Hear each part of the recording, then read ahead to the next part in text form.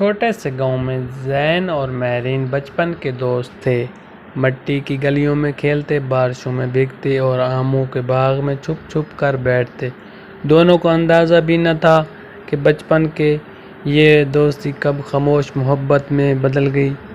زین کے خواب بڑے تھے، وہ شہر چلا گیا تعلیم کے لیے، اور مہرین وہیں گاؤں میں اپنے خواب سمیت رہ گئی۔ روز شام کو وہ زین کے بھیجے گئے خط پڑھتی، جن میں شہر کی باتیں ہوتیں، لیکن ایک بات جو دونوں کبھی نہ کہہ سکے وہ تھی، میں تم سے محبت کرتا ہوں۔ وقت گزرتا گیا، زین کی مصروفیت بڑھتی گئی اور خط آنا بند ہو گئے۔ مہرین کی آنکھوں میں انتظار اور دل میں امید رہ گئی۔ کئی سال بعد زین واپس آیا، شہر کا کامیاب انسان بن کر۔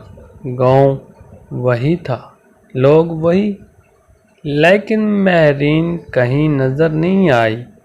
پوچھنے پر معلوم ہوا وہ کچھ ماہ پہلے چل بسی۔ زین کو اس کے کمرے سے ایک ڈائری ملی، جس کے ہر صفحے پر اس کے لیے لکھی گئی نظمیں تھیں، جن کا اختتام اکثر یوں ہوتا ہے: